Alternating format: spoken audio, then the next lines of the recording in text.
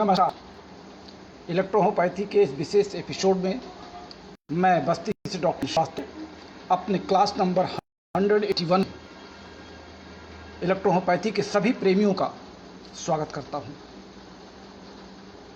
रात 10:02 हुए हैं और मैं आपके बीच आपका पसंदीदा प्रोग्राम इलेक्ट्रोहोपैथी की कंपैरेटिव मेडिसिन को लेकर के आज मैं F1 और वेन1 की चर्चा आपसे करूंगा। बड़ा अच्छा लगता है कि जब हमारे कुछ आलोचक भी YouTube पर उतर करके हमारे इस क्लास को सुन करके आनंद लेते हैं और फिर मन मारते हुए एक आध लाइनें लिख देते हैं। हमारे जो YouTube के लोडकर्ता हैं डॉक्टर अनूप बर्नवाल जी, जो रायबरेली के पास जगदीशपुर को बिलोंग करते हैं, उनके YouTube चैनल वॉइस ऑफ इलेक्ट्रोहोपैथी को विभिन्न गतिविधियों के कारण शायद स्ट्रेस किया गया या बैन किया गया या उसको लॉक किया गया या कुछ लोगों ने उसको शासन लॉक करा दिया कुछ कमेंट्स YouTube चैनल को भेज करके। लेकिन वो इतने उत्साही हैं कि उनके YouTube चैनल के बंद होते उन्होंने अपने पत्नी के लैपटॉप पर जो YouTube चैनल उन्होंने बना रखा था उस पर इसको लोड करना आप सबकी सुविधा के लिए आरंभ कर दिया। कहने का तात्पर्य यह है कि रास्ते में मेरे कांटे तो बहुत बिछाए जा रहे हैं, लेकिन मैं उन कांटों पर और टूटे हुए कांच के टुकड़ों पर चलने का आदी हो चुका हूं। और हमारे जो साथी लोग हैं जो कंधे पर उठा करके मुझे आगे जहाँ पर कांटे पड़े होते हैं वहाँ पे मुझको कंधों पे उठा लेते हैं, जहाँ पे कीचड़ होता है वहाँ पे मुझको हाथ से उठा करके सहारा दे देते हैं, जहाँ पे कांच के टुकड़े होते हैं वहाँ मुझको अपने हाथों के पंजे पर उठा करके अपने पैर लगा लेते हैं। तो ऐसे तमाम चाहने वालों के बीच ये आपका प्यारा दोस्त डॉक्टर अनिल श्रीवास्तव अभी इलेक्ट्रोहोपैथी को आगे बढ़ाने के लिए, इसके प्रचार प्रसार के लिए जिंदा है और आप सबके बीच अभी घुड़दौड़ में शामिल है। अभी जब तक हमारी आस है तब तक मैं अपनी सांस को इससे जोड़े रखूंगा। और बहुत ही अच्छी बात है कि जो लोग हमें नहीं चाहते हैं वो चोरी छिपे हमको सुनना पसंद करते हैं, चाहे वो YouTube खोल के सुन लेते हो, चाहे हमारी आईडी खोल के सुन लेते हो, और फिर अपने कुछ एक दो उनके जो अनुयायी हैं उनका दिल रखने के लिए एक आध लाइन हमारे विरोध में लिख ही देते हैं। हमारे अनूप बर्नवाल जी बहुत परेशान थे कि मेरे YouTube चैनल पे लोग लिख देते हैं, तो मैंने उनको समझाया, मैंने कहा लिखने दीजिए, अब इग्नोर करिए। इग्नोर करने के बाद वो स्वतः आत्मसात करेंगे और जब वो देखेंगे कि अब उनको वैल्यू नहीं दी जा रही, उनके कमेंट्स की वैल्यू नहीं हो रही है और चाहने वाले अनिल श्रीवास्तव के फॉलोअर्स बढ़ते जा रहे हैं, तो वो मन मार के थक हार के बैठ जाएंगे। क्योंकि वो इलेक्ट्रोहोपैथी के क्षेत्र में बिजनेस करने आए थे और उनके बिजनेस में अनिल श्रीवास्तव एक बाधक बन के खड़े हैं, क्योंकि हम नए इलेक्ट्रोहोपैथ को एक सही रास्ते पर ला रहे हैं। हम जो भूले भटके हमारे इलेक्ट्रोहोपैथिक साथी थे जिनको रुपये पर कागज़ की डिग्री पकड़ा दी गई थी, मुझे कहना तो नहीं चाहिए लेकिन मैं कहने से चूकता भी नहीं हूँ। लखनऊ के एक नवाब थे, आज इस दुनिया में नहीं हैं। उन्होंने इलेक्ट्रोहोपैथी के कागज़ को गांव-गांव गलियों-गलियों में जा कर के सिर्फ अपने जीने खाने, अपने परिवार की रोजी रोटी चलाने के लिए एक संस्था बनाई और उस संस्था के नाम से कागज़ बांटना शुरू किया और जिससे जितना मिल गया उतना ले लिया। और उन्होंने पूरे पूर्वांचल में जितने लोगों को इलेक्ट्रोहोपैथिक डॉक्टर बना दिया, शायद वो एक रिकॉर्ड है भारतवर्ष में।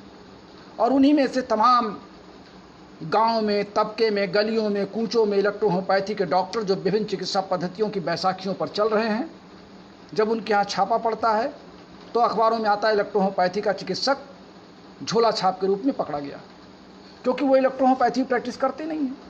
और कुछ उन्हीं में से जो थोड़ा बहुत तेज तर्रार थे, थोड़ा बहुत तिकड़मी थे, उन्होंने इलेक्ट्रोहोपैथी का बोर्ड लगाया और इलेक्ट्रोहोपैथी के नाम पे अपना खेल शुरू किया। कुछ लोगों ने ऑनलाइन क्लास लिया, कुछ लोगों ने किताब लिखने का नाटक किया, कुछ लोग अभी भी किताब लिखने और एडवांस मांगने में आगे हैं। लेकिन किताब ना लिखी गई, ना किताब पाठकों को भेजी गई, ना पोस्ट ऑफिस से उसको पोस्ट किया गया, लेकिन एडवांस पैसे अपने खाते में मंगाए जरूर गए। ऐसे तमाम लोग हैं, किसी एक का नाम लेने की ज़रूरत नहीं है। और इसी तरीके से एक और संस्था थी कानपुर में, मैं तो कानपुर का ही रहने वाला हूँ, बस्ती तो आकर के बस गया। तो और भी एक संस्था थी कानपुर में जो गोविंद नगर में जूही के पास ही थी। डॉक्टर इदरीसी के कार्यालय के कुछ दूर आगे पीछे उनका भी एक छोटा सा कार्यालय था।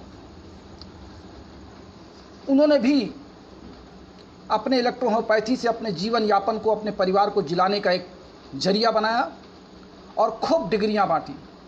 कोई भी उनके पास पहुंच गया, तब टाइपराइटर मशीन हुआ करते थे, टाइपराइटर बैठ करके वो टाइप करके और मार्कशीट और कागज़ दे देते थे और रुपया ले लेते थे। उनमें उनके भी चेले इस समय इलेक्ट्रोहोम्योपैथी में बड़े विशेषज्ञ बनते हैं, जिनको ABCD भी उस संस्थान नहीं पढ़ाया। और ऐसे तमाम लोग इलेक्ट्रोहोम्योपैथी में विद्वान बनते हैं जिन्होंने स्वयं किसी इलेक्ट्रोहोम्योपैथिक मेडिकल कॉलेज का शकल नहीं देखा, घर बैठे इलेक्ट्रोहोम्योपैथी का कागज़ चंद रुपयों पर प्राप्त कर लिया या उस संस्था की दलाली करके प्राप्त कर लिया कि मैं आपको 10 लोगों को दिलवा दूंगा, 15 लोगों को दिलवा दूंगा, मेरी फ्री कर दीजिए। ऐसे भी लोग इलेक्ट्रोहोम्योपैथी के इस समाज में हैं और अनिल श्रीवास्तव उनको by name, by face, by record जानते हैं। और अनिल श्रीवास्तव ही नहीं जानते, पूरा प्रदेश जानता है, उत्तर प्रदेश तो कम से कम जानता है। और ऐसे तमाम लोग विभिन्न प्रांतों में भी हैं जो सिर्फ इलेक्ट्रोहोम्योपैथी के नाम पे हैं, इलेक्ट्रोहोम्योपैथी के नाम पर लोगों को एक तरीके से अनपढ़ इलेक्ट्रोहोम्योपैथ बना रहे हैं। जैसे मान लीजिए कि कोई लड़का परीक्षा में नकल करके टॉप कर जाए और बाद में वो किसी कंपटीशन में बैठे, वहाँ पर वो डिफीट खा जाए, तो कहता है अपने परिवार वालों से कि नकल करा के आप ही ने तो पास किया था, मैं कंपटीशन में नहीं आया तो मेरा क्या दोष है। उसी तरीके से इलेक्ट्रोहोम्योपैथी में डिग्रियां तो सब पा गए, लेकिन काम करने वाले इलेक्ट्रोहोम्योपैथी में उस सापेक्ष दिखाई नहीं पड़े। हमारे एक साथी लिखते हैं कि इनका क्लास तो कम रहता है, बकवास ज़्यादा रहती है। और ये बकवास इसीलिए रहती है कि लोगों को लगता है कि मैं यथार्थ बोल देता हूँ, यथार्थ की सच्चाई दे देता हूँ। और इन्हीं में से यही जो संस्थाएं कागज़ बांट रही हैं या कागज़ों को बांटती हैं, इन्हीं संस्थाओं के प्रोडक्ट इलेक्ट्रोहोम्योपैथी के लिए आज खतरा बन करके बैठे हुए हैं। ये इलेक्ट्रोहोम्योपैथी के प्रगति, ना तो ये खुद कोई काम करते हैं और ना ये खुद दूसरों को काम करने देते हैं। ये सिर्फ इलेक्ट्रोहोम्योपैथी के सरताज बन करके, संस्थान के अध्यक्ष बन करके या विभिन्न एसोसिएशन के राष्ट्रीय अध्यक्ष बन करके, अलग अलग संस्थाओं में अलग अलग चंदा लेने का, एसोसिएशन के मेंबर बनाने का खेल करते हैं। ये सिर्फ इलेक्ट्रोहोम्योपैथी में खेल करते हैं। इनको प्रैक्टिशनर्स बनाने से कोई लेना देना नहीं है, इनको फार्मूलों से कोई लेना देना नहीं है। आज तक इलेक्ट्रोहोम्योपैथी में प्रैक्टिस ऑफ मेडिसिन को लिखने की जहमत 1 या 2 राइटरों ने किया, और वो भी घिसे पिटे स्टाइल में। सब ने मैटेरिया मेड का लिखी, सब ने फार्मेसी किताब लिखी, क्योंकि वो आसान है, किताबों से नकल करके उठा लेना है, किताबों के प्लांट को डाल देना है, प्लांट का परसेंटेज दे देना है। और मैटी जी की किताब से कुछ, उनकी किताबों के जो अनुयायी लोगों ने उनकी किताबें लिखी हैं, उनमें से कुछ उठा के 2-4 लाइनों को जोड़ करके और एक टेक्स्ट बुक तैयार कर देना है। वही लोग मेरी आलोचना करते हैं कि अनिल श्रीवास्तव को मेडिकल टर्म नहीं आता, अनिल श्रीवास्तव को कुछ आता नहीं, बस ये केवल सोशल मीडिया पे अपने आप को प्रचारित करते हैं। चलिए, अच्छा लगता है कि ऐसे लोग हमारे YouTube चैनल पर भी आकर के हमको देखने का प्रयास करते हैं। इससे अच्छा ये लगता है कि उनको मेरी बातें तो अच्छी लगती हैं, लेकिन कष्ट इसलिए होता है कि वो सोशल मीडिया पे छा नहीं रहे हैं। चलिए, आप सब छा जाइए, आप सबको आमंत्रित करता हूँ, आप लोग भी क्लास चलाइए, लोगों को पढ़ाइए, प्रैक्टिशनर बनाइए। आपके विचार भी लोग जानेंगे तो उस पर भी मीडिया के कमेंट्स आएंगे। आप अपने घरों में बंद करके केवल मेरे क्लास सुन करके कमेंट क्यों करते हैं? आप भी आइए खुल करके मैदान में, आप भी ऐसे अपना समय बर्बाद कीजिए, नेट बर्बाद कीजिए और लोगों को आमंत्रित कीजिए कि आप भी क्लास पढ़ा रहे हैं। पूरा देश देखे तो आपकी क्या क्षमता है। केवल आपके कमेंट्स करने की क्षमता अगर लोग देखते हैं तो आपके क्लास पढ़ाने की क्षमता भी लोग देखें। आइए, हो सकता है कुछ आप अच्छा बताएं तो मैं भी उसको आत्मसात करूँ। जैसे अशोक मौर्य जी बहुत अच्छा बोल रहे हैं, मैं उनकी तारीफ़ करता हूँ। मैं उनके हर बात को, डॉक्टर RC प्रसाद पटना से बहुत अच्छा बताते हैं, मैं उसको सुनता हूँ, आत्मसात करता हूँ। सुदामा प्रसाद जी की तमाम आर्टिकल्स जो मेरे पास पर्सनल मैटर पे वो भेजते हैं, हमारे पर्सनल व्हाट्सएप पे आते हैं, हमारा उनका सवाल जवाब होता है और हम दोनों लोग एक दूसरे को संतुष्ट करते हैं। बहुत अच्छा लगता है। आप लोग भी निकल के आइए ना, जो लोग कमेंट्स करते हैं मेरे इस क्लास पर या मेरे ऑडियो पर या मेरे वीडियो पर या यूट्यूब पर जा कर के लिखते हैं, मेरा उन लोगों से करबद्ध निवेदन है कि वो आएँ और अपने इलेक्ट्रोहोम्योपैथिक साथियों के लिए एक स्तंभ बने, क्योंकि अनिल श्रीवास्तव बहुत ज़्यादा दिन तक तो क्लास नहीं चलाने वाले हैं, या बहुत मैं 1 साल चला लूँ 2 साल चला लूँ। आप लोग युवा हैं, आइए साथी, मुझसे तो आपकी उम्र कम ही होगी ना, आपका तो डेट ऑफ बर्थ आप लोगों का फेसबुक पे दिखाई पड़ता है कि आपकी डेट ऑफ बर्थ क्या है। तो आप कम से कम आएँ आगे और निकल करके हमारे साथियों को कुछ बताने का प्रयास करें, लोग आपको लाइक करें। आपके साथ मेरा आशीर्वाद रहेगा अगर आप मुझे सीनियर मानते हैं। तो आइए, कुछ बातें हो गई विषय से विषयांतर, और ये टाइम मैं इसलिए पास करता हूँ कि हमारे जो ऑनलाइन साथी हैं वो जल्दी जल्दी आ जाएं। बहुत से ऑनलाइन साथी इस समय लाइन पर हैं।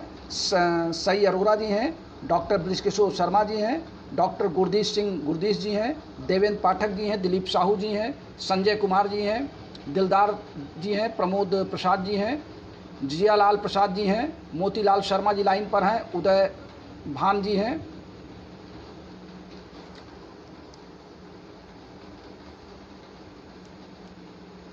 अरुण श्रीवास्तव जी हैं, रविकांत द्विवेदी जी हैं, विमल बिहारी जी हैं, कृष्ण कुमार केसरी जी हैं। बहुत से साथी इसमें लाइन पर आ चुके हैं और सबके नाम जल्दी जल्दी आ रहे हैं तो चले जा रहे हैं, इस नाते मैं सबका नाम नहीं पढ़ पा रहा हूँ। मिस्टर अजय कुमार जी हैं लाइन पर,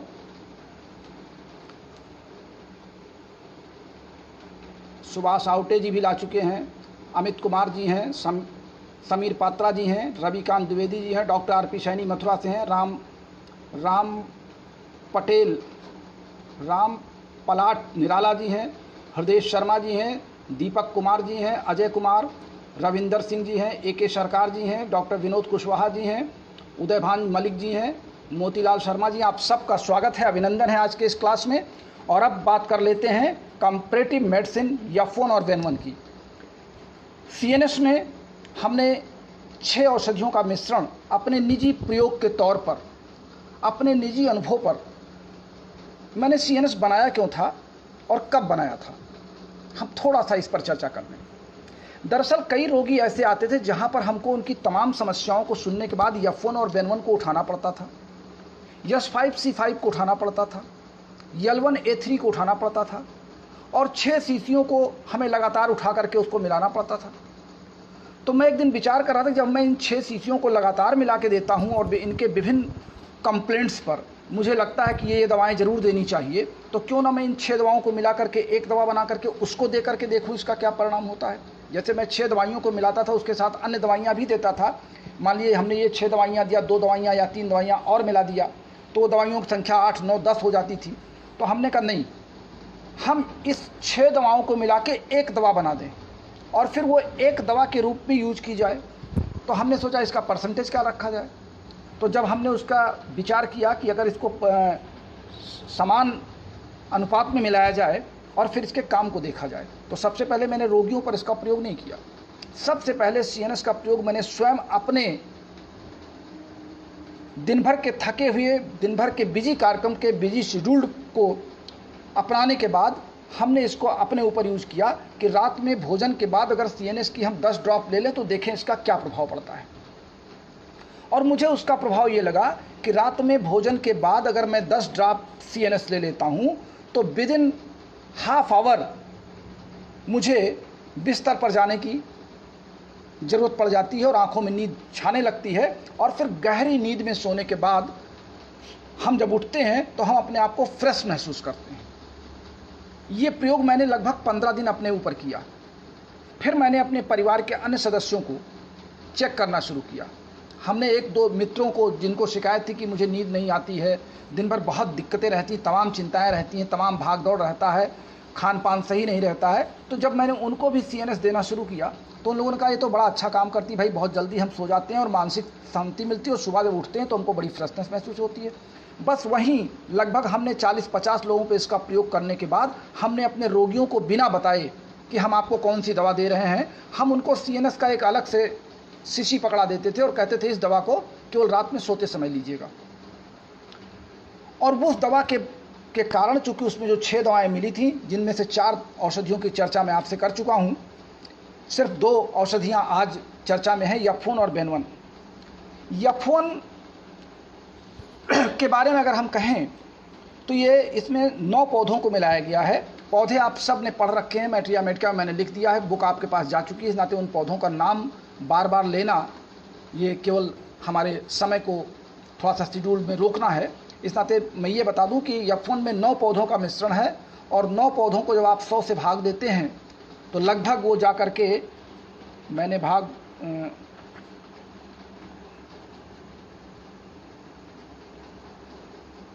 लगभग 12% और 13% के आसपास हम इन दवाओं को, इन पौधों के अर्क को आपस में मिला लेते हैं और हमारा F1 तैयार हो जाता है। इनको हम बराबर रेशियो में मिलाते हैं, बराबर ड्रॉप में मिलाते हैं, RS में मिलाएं। आज हमारे एक साथी ने हमसे सवाल किया था कि सर क्या हम अगर डिस्टिल वाटर के बजाय RS में मिला लें, तो मैंने कहा अगर आपके यहाँ ग्लोब्यूल्स में देने की सुविधा आपको लगती है तो आप RS में भी इसको 5 ml को 450 ml के RS में डाल करके इसको बना सकते हैं। देखिए RS में देने का जो तरीका है, RS को उड़ जाना चाहिए। जब आप उसको गोली में डाल के देंगे तो जो मेडिसिन का पार्ट होगा 5 ml 445 ml में, यानी 445 + 5 = 450 ml।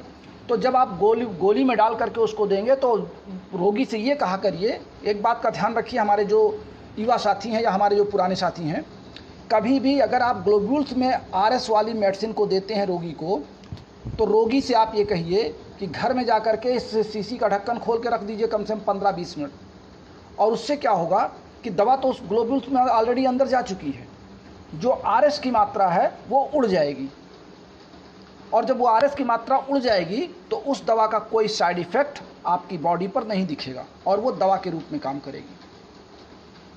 क्योंकि मैंने आपको बताया कि जब हम रमाशंकर जी के साथ थे तो जब दवाओं को हम लोग बनाते थे तो अखबार पे फैला करके पंखा चला देते ताकि RS उड़ जाए। भले आप RS में बना करके अपने बॉटल में रख लेते हैं 450 ml में, लेकिन अगर आप लिक्विड में देते हैं तो चूँकि उसमें डिस्टिल वाटर में आप डाल करके देंगे, तो डिस्टिल वाटर में अगर आप डाल के देते हैं RS तो वो RS नुकसान ज़रूर करेगा, क्योंकि RS की मात्रा बॉडी में जाकर के कहीं ना कहीं तो अपना रूप दिखाएगी ही।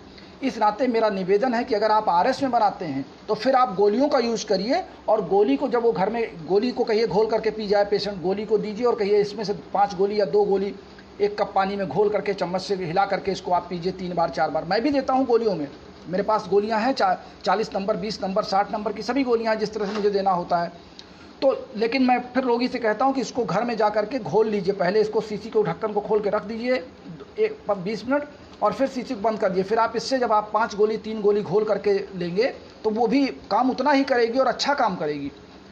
लेकिन आप RS में बना हुआ जो आपका मेडिसिन है उसको आप डिस्टिल वाटर में गिरा करके 10 बूंद 15 बूंद ना दीजिए, ये मेरा आपसे अनुरोध है। क्योंकि अगर आप ऐसा कर रहे हैं तो वो दवाएं उतना अच्छा काम नहीं करेंगी और उसका कोई ना कोई एग्रावेशन या कोई साइड इफ़ेक्ट होगा। चेहरे पर दाने निकल सकते हैं, कॉन्स्टिपेशन बढ़ सकता है, जीभ में छाले पड़ सकते हैं, आपके ओंठों के आसपास लार कम बन सकती है, ओंठों में लालीपन आ सकता है अंदर की तरफ स्किन में। ये तमाम एग्रावेशन केवल और केवल RS के नाते होता है।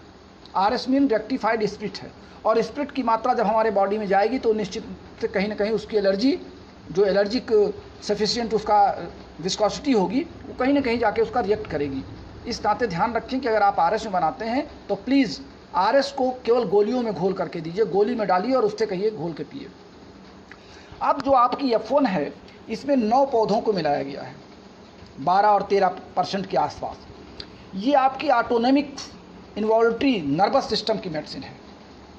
अब एनाटॉमी को जानने वाले लोग ऑटोनॉमिक इन्वॉल्यूटरी नर्वस सिस्टम बॉडी के किन किन भागों में होता है, जिन जिन भागों में ऑटोनॉमिक सिस्टम नर्व का होता है, उन भागों के लिए F1 एकदम जादू का काम करेगी। अब जरा वो अंग आप जान लें। हार्ट आपके बिना किसी निर्देश के चलता है, आपकी पलकें, आपके आंसू, आपका लंग्स, आपकी लार निकलना, आपके स्टमक में पाचन क्रिया का आरंभ होना, आपके पेशाब का निकलना, आपके पसीने का निकलना, आपके माउथ ऑर्गन के अंदर जब आप भोजन करने के पहले ही आपको लार निकलना आरंभ हो जाता है, आँखों में कोई चीज़ पड़ जाए तो पानी अपने आप निकलने लगता है, जब आप भावनाग्रसित हो जाते हैं तो आप भावुक हो जाते हैं तो आपको आंसू आने लगते हैं, एलर्जी हो जाती तो आपके नाक से नाक बहने लगती है, आप कहीं जा रहे हैं और आपको सामने में कोई खतरा नज़र आता है तो आप अपने ऑटोनॉमिक नर्व सिस्टम के माध्यम से अपने आप को सतर्क कर लेते हैं। यानी अब आप सोच सकते हैं कि शरीर का कोई ऐसा अंग, कोई ऐसा भाग नहीं है जहाँ पे ऑटोनॉमिक सिस्टम की पकड़ ना हो। तो जब ऑटोनॉमिक सिस्टम की पकड़ है नर्व की, तो हर अंगों के लिए F1 एक जादू का काम करेगा, F1 एक मोटिवेटर का काम करेगा, F1 का प्रभाव एक अलग किस्म का होगा।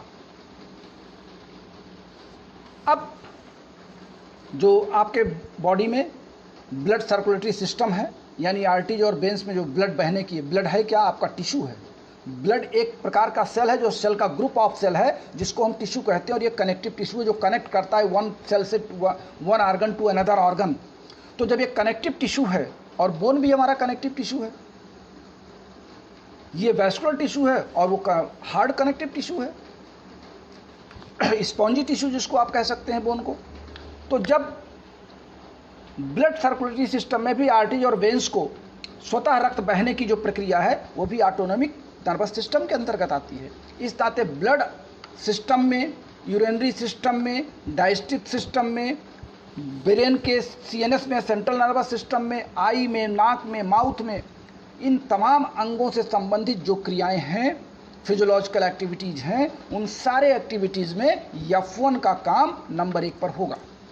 और आप F1 को जब P1 P4 के साथ आप देते हैं, मैंने अभी आपको कोरोना में ऑक्सीजन लेवल के बढ़ाने की बात की, जहाँ पे आप P4 के साथ F1 देते हैं, ऑक्सीजन लेवल अपने आप इन्वॉल्व करने लगता है, क्योंकि वो ऑटोनॉमिक सिस्टम है लंग्स में। फेफड़े का उठना गिरना, ऑक्सीजन का लेना, ऑक्सीजन का जा करके हीमोग्लोबिन के साथ मिलना, हीमोग्लोबिन बनना, ये सब काम ऑटोनॉमिक सिस्टम में है। इस कारण से आप देख सकते हैं कि ऑटोनॉमिक जो सिस्टम है वहाँ पे F1 का बहुत अच्छा काम है।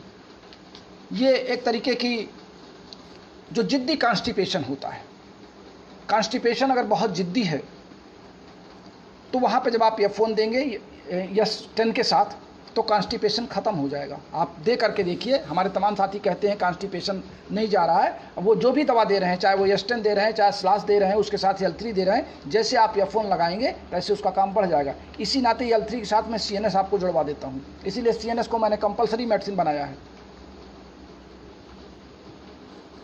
अब आइए हम चर्चा कर लेते हैं वेन 1 की। वेन 1 एक पूरा ग्रंथ है। अगर वेन 1 पे लिखा जाए तो पूरा एक ग्रंथ लिखा जा सकता है। बहुत ही इम्पॉर्टेंट मेडिसिन है यस1 की तरह के, जैसे यस1 हमारी यूनिवर्सल रेमेडी है और उसी तरीके से वेन 1 है। आपको याद होगा जब मैं विभिन्न औषधियों के बारे में क्लास चर्चा कर रहा था तो मैंने वहाँ भी वेन 1 के बारे में इस बात को कहा था। हमारे कई साथी ये कहते हैं कि सर आप जब टीवी चैनल पर बोलते हैं, इंटरव्यू में बोलते हैं, तो आप उसी चीज़ को एक्सप्लेन थोड़ा दूसरी तरीके से करते हैं। आप जब एक बार जो चीज़ बता देते हैं उसको जब दोबारा फिर कभी शुरू करते हैं तो उसमें आपके एक्सप्लेनेशन करने का तरीका बदल जाता है।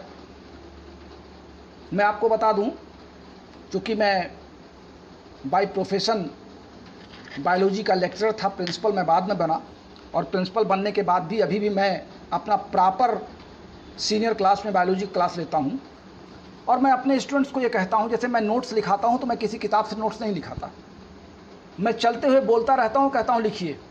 अगर आज किसी क्लास में सपोज कीजिए कि 2 सेक्शन हैं और मुझे डाइजेशन सिस्टम लिखाना है दोनों ही सेक्शन में जा कर के और नोट्स लिखवाना है, तो मूल चीज़ें वही रहेंगी, एंजाइम्स हार्मोन्स के नाम वही रहेंगे, उनकी क्रियाओं का तरीका वही रहेगा, लेकिन हमारी भाषा दोनों सेक्शन में बदली हुई नज़र आएगी।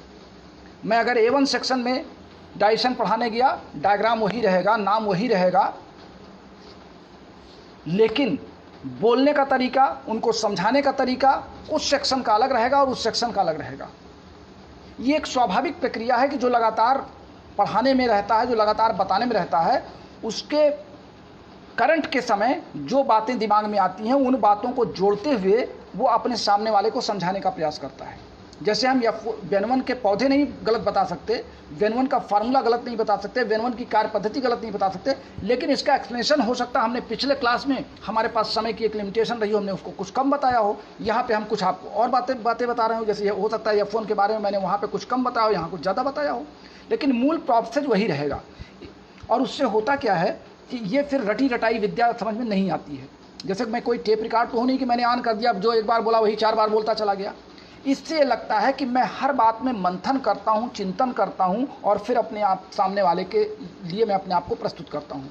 मैं किसी किताब की रटी रटाई भाषा नहीं बोलता, मैं कोई लाइनें याद करके आपको नहीं बोलता कि मुझे ये बोलना है। हाँ, आने के पहले कुछ पॉइंट्स ज़रूर नोट करता हूँ जिस पर मुझे चर्चा करनी है। जैसे मैंने आने के पहले ये बेन1 पर इतने पॉइंट्स नोट किए कि मुझे इतने पॉइंट्स पर बोलना है, या फ़ोन पर मैंने इतने पॉइंट्स नोट किए कि मुझे इतने पॉइंट्स पर आपसे चर्चा करनी है। ये तो मैं लिखता हूँ क्योंकि वो मेरे रूटीन में शुमार है। मेरी जो स्टडी करने की आदत है या कुछ भी बताने के पहले मैं एक बार किताबों को पलटना चाहता हूँ। और यही एक फिलॉसफर ने लिखा था कि किसी भी सामने वाले व्यक्ति को समझाने के पहले अपनी सहायक पुस्तकों का एक बार पन्ना पलटना बहुत ही अनिवार्य प्रक्रिया है, और मैं वही करता हूँ। मैं आपके बीच आने के पहले अपने विषय को एक बार रिफ्रेश करता हूँ कि मैं जो कुछ बताने जा रहा हूँ उसमें कुछ खास पॉइंट क्या हो सकते हैं वो बताया जाए। तो बेन1 की जहाँ तक बात है, बेन1 वास्तव में एक अद्वितीय, अवर्णनीय मेडिसिन है जिसका हमारे बॉडी के हर ऑर्गन पर, या फोन की तरह वो ऑटोनॉमिक थी, और ये reticulo endothelial system, sympathetic system, parasympathetic system, हमारे स्पाइनल कॉर्ड पर, हमारी आल सेल्स पर, फाइब्रस पर, सेरेब्रल पर, सेरेबेरम पर, जहाँ तक आप देखें, हमारे नोज पर, थ्रोट पर, विभिन्न प्रकार के ग्लैंड्स पर, हर जगह या बेन1 का या बेनरियो1 का प्रयोग होता है। हम अगर इसका प्रभाव देखें, जेनिटल ऑर्गन्स पर इसका बहुत ज़्यादा प्रभाव देखा गया है, विशेष करके महिलाओं के जेनिटल ऑर्गन्स पर इसका बहुत अच्छा प्रभाव देखा गया है, लेकिन पुरुषों के जेनिटल ऑर्गन्स के लिए भी यही दवा है। इसमें L1, C1, C2, C4, C6 सब के साथ G को मिलाने के बाद इसकी एक पूरक औषध तैयार की जा सकती है। हम ये कह सकते हैं कि ये डाययूरेटिक भी होता है, ये मेटाबॉलिक, न्यूरोटिव, दर्दनाशक, आत्मसंतुष्टि देने वाला, मन को शांत करने वाला, विभिन्न प्रकार के क्रियाओं में, फीवर में F1 और बेन1 और WE दे दीजिए तो फिर उसका कमाल ही कमाल है। कुछ जिद्दी फीवर होते हैं जहां पर हम बेन1 का प्रयोग WE के साथ करके बुखार को उतारने का प्रयास करते हैं। इसमें 16 पौधे मिलाए गए हैं बेन1 में, और 16 पौधे, ये एक अकेली ऐसी मेडिसिन है जिसमें सबसे अधिक पौधों का मिश्रण किया गया है, तो सबसे अधिक इसका कार्य भी किया गया है। इसलिए बॉडी के हर सिस्टम पर, हर ऑर्गन पर F1 और बेन1 का एक कॉम्बिनेशन है काम करने का। दोनों एक दूसरे की पूरक मेडिसिन है, और दोनों यस1 के स्थान पर जितना काम यस1 का है, यस1 एक यूनिवर्सल रेमेडी मानी गई जो हर सिस्टम पर, हर ऑर्गन पर अपना प्रभाव दिखाती है। आपके पास कोई मेडिसिन नहीं, आप यस1 आपके पास है तो आधा रोग आप दूर कर लेते हैं। उसी प्रकार से यस1 के साथ अगर F1 और बेन1 जोड़ दें तो ये एक इलेक्ट्रोहोम्योपैथी की बिल्कुल करामात मेडिसिन है। मैं एक और कॉम्बिनेशन पर काम कर रहा हूँ, अभी आपको नहीं बताऊँगा। जैसे मैंने CNS बनाया है वैसे मैं एक और मेडिसिन का कंपाउंड बना करके उसका प्रयोग कर रहा हूँ। बहुत जल्द उसके बारे में मैं आपसे चर्चा करूँगा। CNS में हमने आपको एक्यूट, क्रॉनिक और रनर, ये हमने 3 CNS आपको बताए हैं। तो आप जहाँ पर हम S5 हटा करके S1 देते हैं और फिर S5 हटा के P1 देते हैं। P1 वहाँ पर देते हैं जो रनर, जहाँ पे हमको ऑक्सीजन की सप्लाई बढ़ानी पड़ती है, क्योंकि P1 ऑक्सीजन को लेकर के पल्मोनरी सिस्टम को मजबूत करता है। उसी तरीके से S1 जब हम लगा देते हैं तो हमारे सारे ऑर्गन्स को वो कवर कर लेता है। तो एक्यूट, क्रॉनिक और रनर CNS के इस सारे ऑब्जेक्ट को और सारे पार्ट को जो हमने 6 मेडिसिन मिलाई थी, हमने आपसे उस पर चर्चा किया। स्वाभाविक है कि आपको CNS पसंद आ रही है, पूरे देश को पसंद आ रही है। ये अलग बात है कि हमारे कुछ साथी CNS पर आलोचना करते हैं, वो उनका स्वभाव है। तो CNS के बारे में बस आज इतना ही। कल हम कोशिश करेंगे आपके सवालों के कुछ जवाब उठाने के, आपके कुछ विभिन्न रोगों पर चर्चा करने के लिए। अभी से सब्जेक्ट तय नहीं है, मैं कल आपको सब्जेक्ट दूंगा। कल रविवार भी है और कल फिर हमारा एक टीवी चैनल पर इंटरव्यू है। अगर समय से इंटरव्यू समाप्त हो जाता है तो मैं आपसे मुलाकात ज़रूर करूंगा। तो तब तक के लिए अपने प्यारे दोस्त डॉक्टर श्रीवास्तव को इजाज़त दीजिए। नमस्कार, शुभ रात्रि।